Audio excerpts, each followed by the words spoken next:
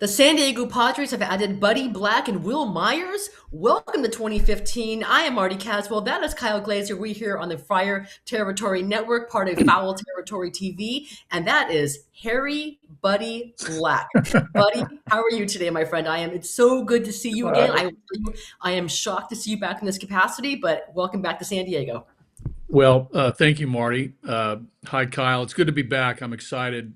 Uh, you know, I, when you spend time in an organization, whether as a player, a coach, a manager, those organizations, you have an investment in, right? There's a piece of you that is part of them.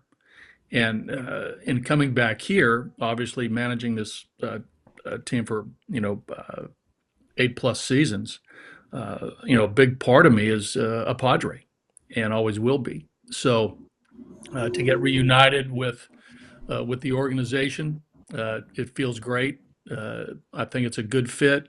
Uh, I've had great conversations with AJ and Josh Stein over the last couple months, and we got together formally, over the last couple months, and obviously it was announced yesterday. I mean, over the last couple weeks, and it was announced yesterday. So I'm excited to be back and help. And I think that anybody in professional baseball who has a competitive spirit wants only one thing, and that's to get into the playoffs, get to the World Series, and ultimately win the World Series. So hopefully I can help and support and aid our organization in that endeavor. Buddy, it's a very small fraternity of managers who were former big league pitchers. Of course, you're a central figure in that fraternity. Yep. Craig Stammen is a new member. Yep. What advice or words of wisdom would you have for Craig that are maybe specific to Yeah. pitchers making the transition to managing? Well, been asked that a lot. Even going back to my days when I transitioned from Anaheim to San Diego as from pitching coach to manager. And I spoke with Craig a couple weeks ago, and I basically told him, and you've heard this before from other people offering advice to leaders. Be yourself. I mean, I think you have to be as genuine and as authentic as possible. Uh, Major league players, have a knack to sniff out somebody who's not real. And from everything I've been told about Craig, and even in our conversation, I can tell that this guy's a gem. He's well respected. He's well liked. And if he just goes out there and be Craig Stammen, he's going to be fine because I think he possesses the leadership qualities. He possesses what it takes, to lead a team, and I think uh, that's been validated. I think the last couple of years that he's come off the field, and even later in his career as a player, all the things that I heard. So again, he's going to in this day and age, there's a big coaching staff. Coaching staff enlargement has been real. He's got great coaches around him. He's going to use them. I've told him to take advantage of those guys. He's definitely going to relate to pitchers.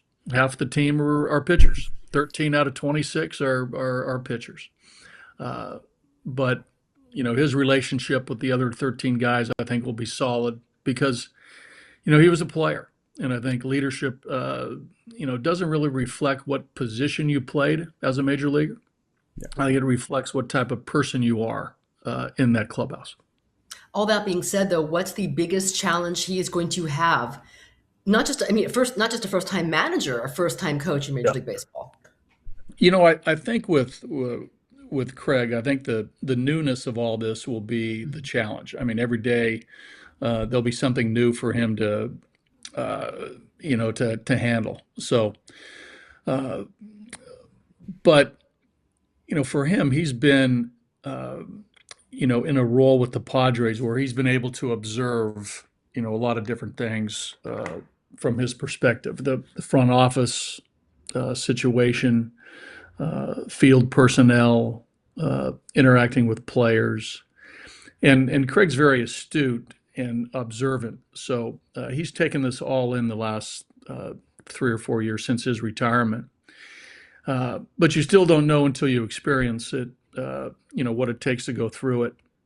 But it's a full day. I mean, there's a responsibility really from the time you wake up, coming from a lot of different angles, whether front office, whether it could be ownership, whether it could be the media, whether it could be the coaching staff, whether it could be the players, a lot of different forces upon you. But you got to be ready for it, right? You got to be ready for anything. And so I think the game of adjustments for a first-time manager is probably going to be his biggest challenge, and be able to handle that on a daily basis. Buddy, you are the senior advisor to baseball ops. What exactly does that job entail? And how do you best describe how your relationship with AJ Preller has evolved since 2015? Well, I'll start with the relationship first. Okay. I got to know AJ right when he came on board in the early fall of 2014.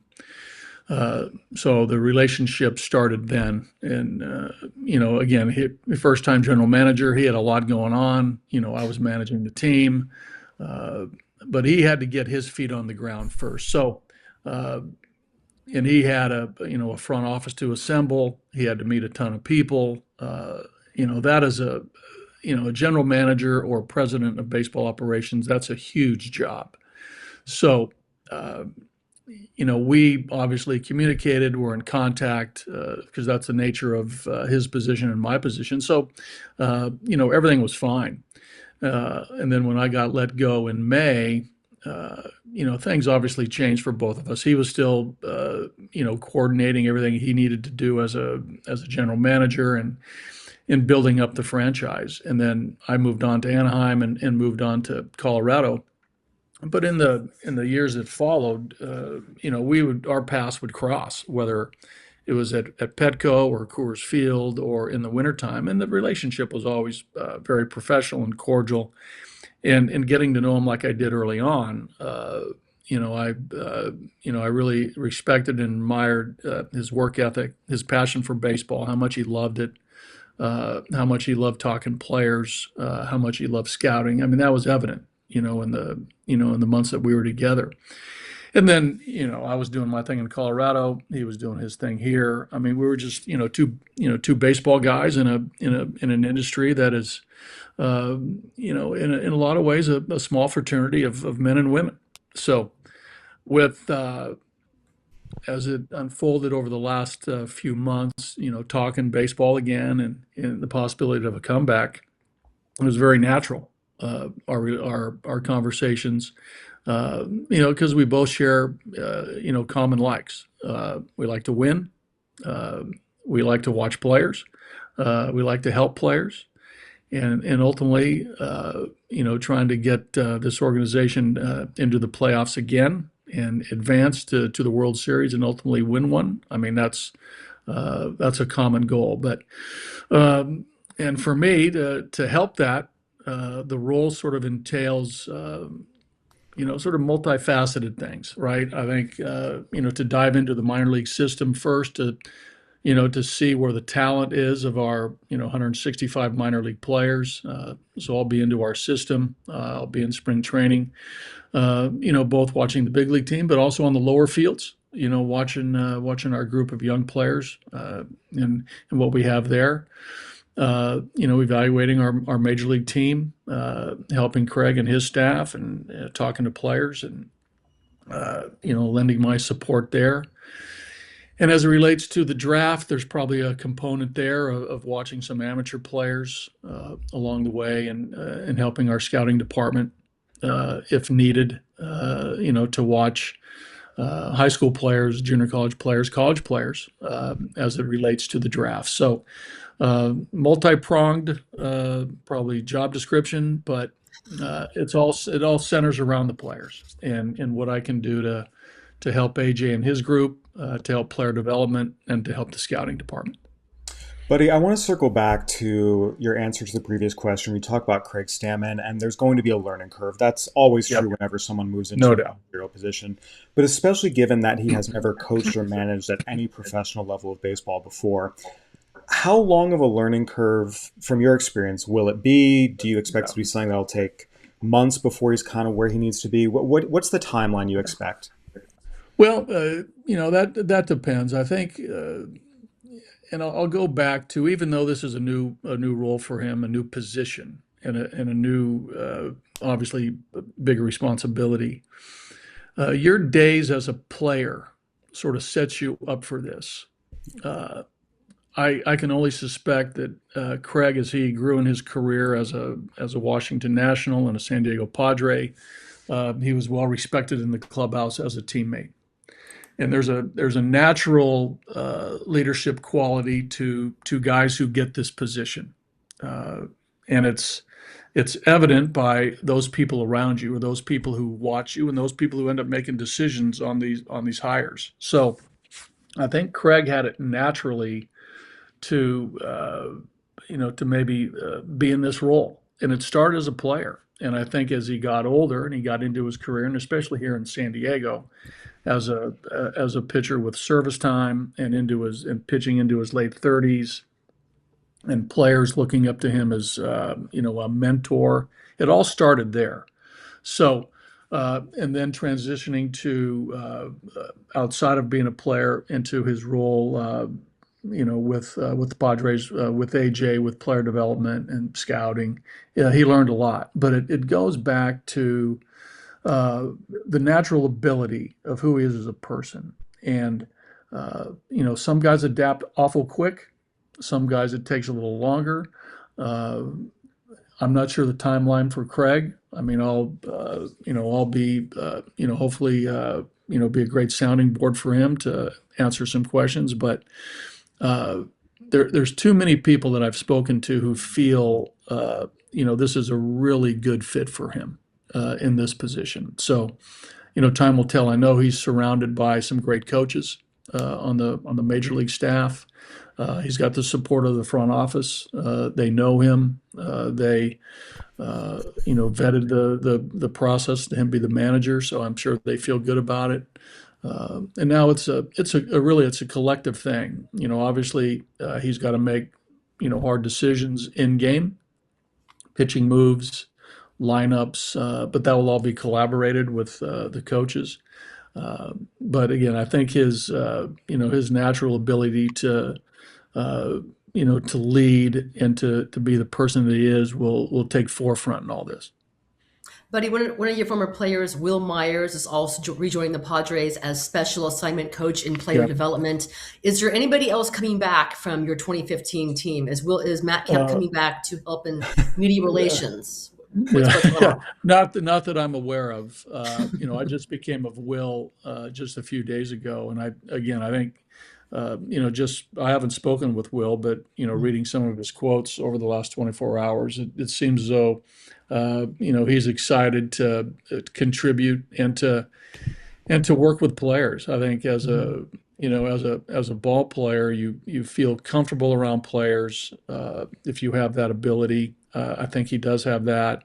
Uh, I made a comment about some time in the batting cage with some young players, not knowing whether he would enjoy it, but I guess he did, and it gave him some fuel to express an interest in coming back and helping. So we'll see. But Will's affable. He's communicative. He likes to talk baseball, and there's a Great. knowledge base there of hitting. So we'll see. But I'm excited to see Will, along with the list of other guys, who who are helping the front office in player development, right?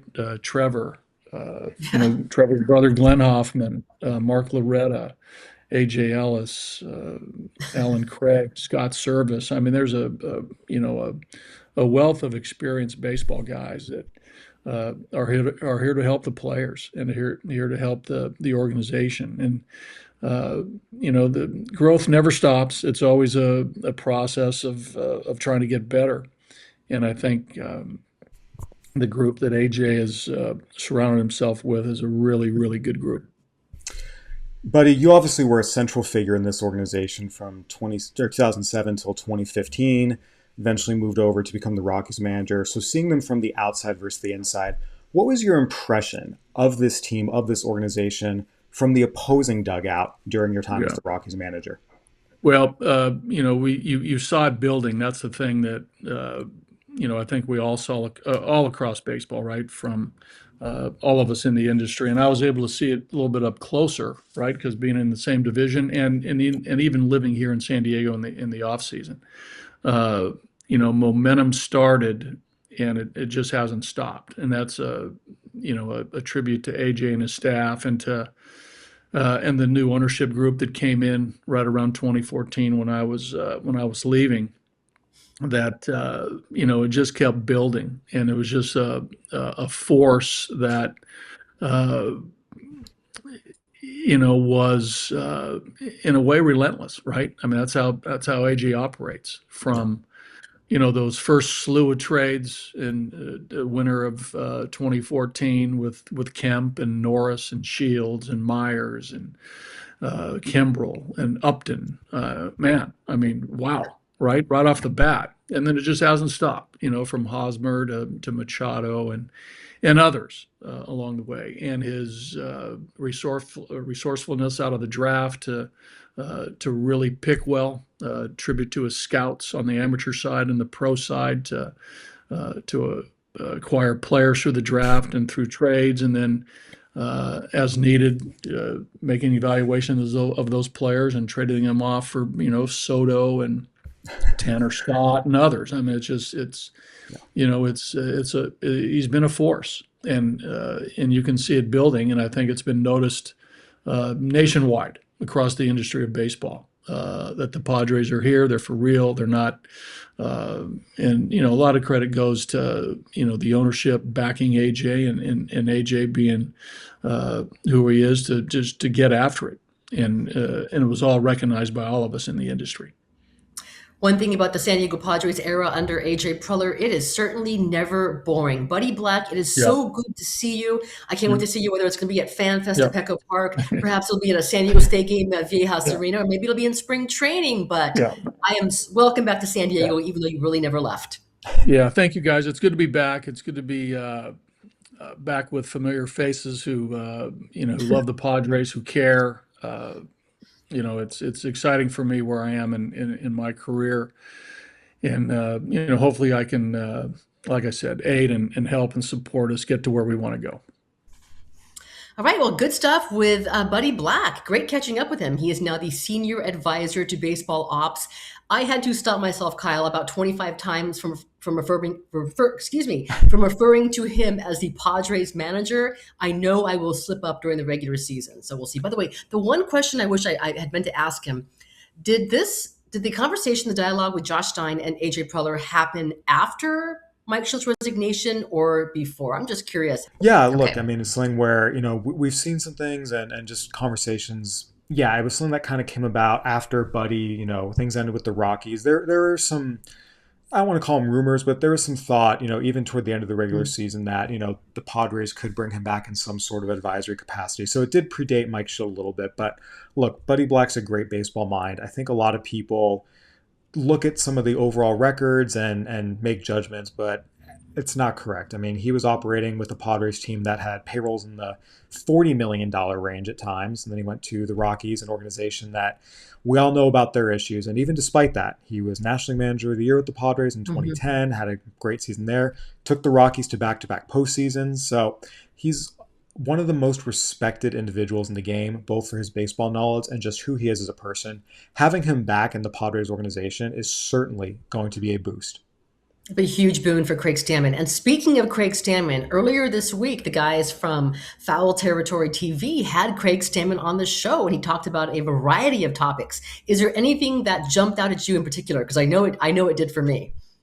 Yeah, Craig Stammen definitely hit on a few topics that were notable for me. First and foremost, he talked about he's still in contact with Mike Schilt. And we've talked about the style of play, the standard Mike Schilt set, and how that needs to be continued.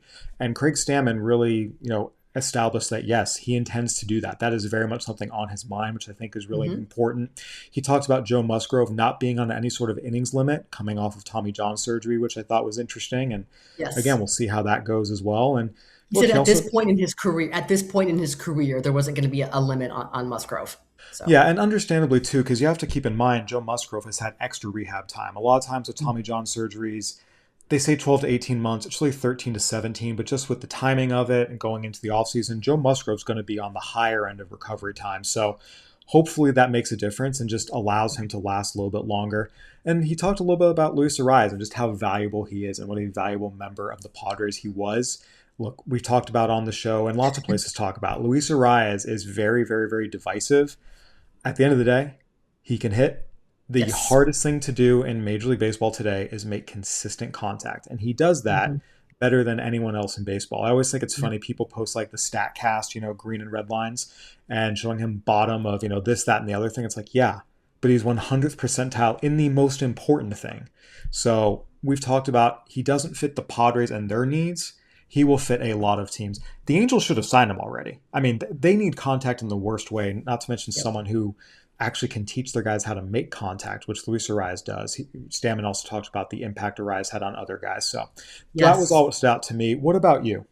He's a great positive influence in that clubhouse. And by the way, I saw from his IG that he's working out with Nelson Cruz, getting some work in. The Rise thing was good. I know. And by the way, just to set that up, I don't think that he wasn't asked, "Do you want him back?" necessarily. Right. He was asked, "What's the scouting report on Luis Rise? What does he bring to a team?" So I know Padres fans are like, "Oh no, you can't have this guy back. We need some slug at first base." So that was interesting. The thing that seemed to really light people on fire was the idea that Craig Stammen's been in regular contact with Mike Schilt.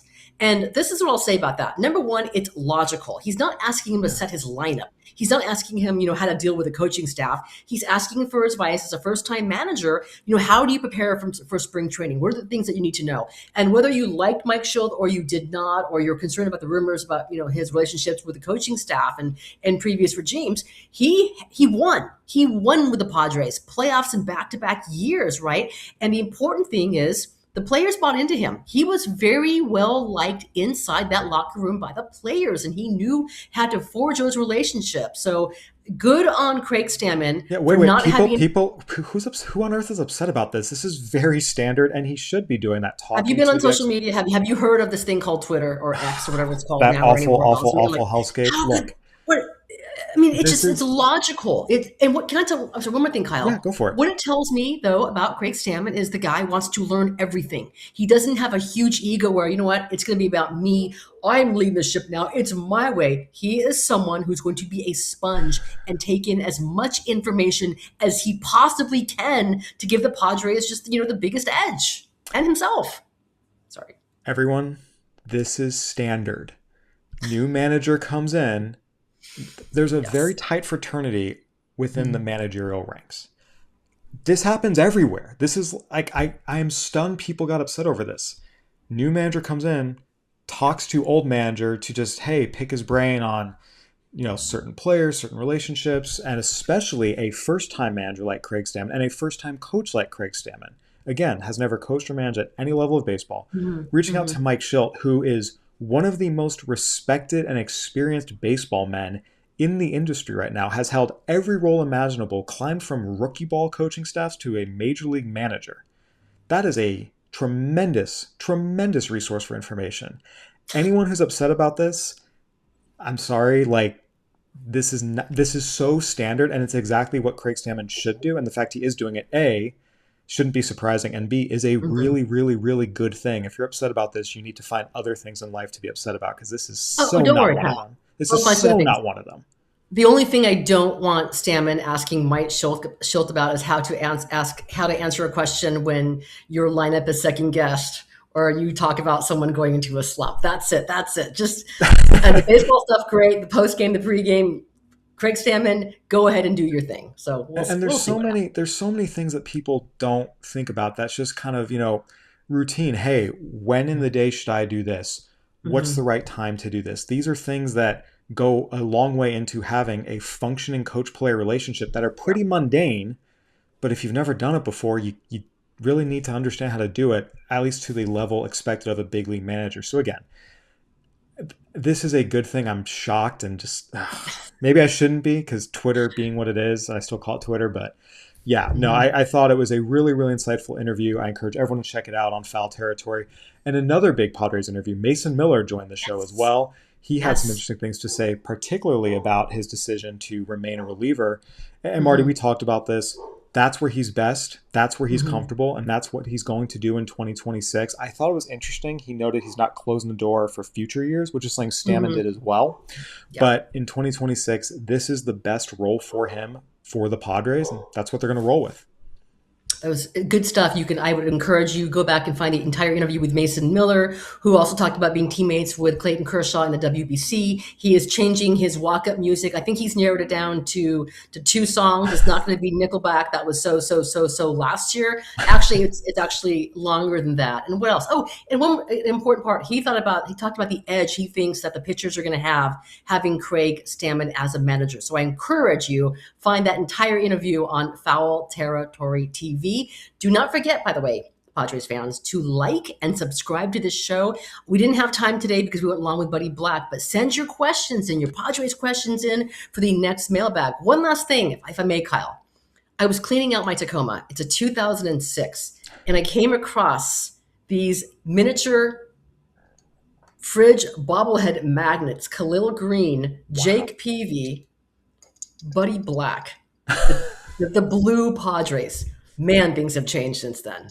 That is perfect. I was cleaning out my garage the other day and went through some old boxes and found a Chase Headley bobblehead Oh circa God. like 2012 maybe. So yeah, no, there's always some goodies to be found, but that was perfect timing finding that little mini. It's funny, I don't remember those. I mean, I was Neither do I. in high Mine school were at the still time, but yeah, mine were still like they were still in the box. They were wrapped. They hadn't been opened yet. I don't remember this, but they are fridge magnets. Fridge magnets. They work. I'll save you one. maybe see what you can get on eBay. I feel like those are rare enough; they might actually be worth something. You never know. I agree. All right, Kyle. A lot of fun today. Thanks again to Bud Black and the Padres. We really, really enjoyed the interview. Have a wonderful weekend. I'm Marty Caswell. That is Kyle Glaser. You are watching Friar Territory on the Foul Territory TV network. Have a wonderful weekend, and we will talk to you next week.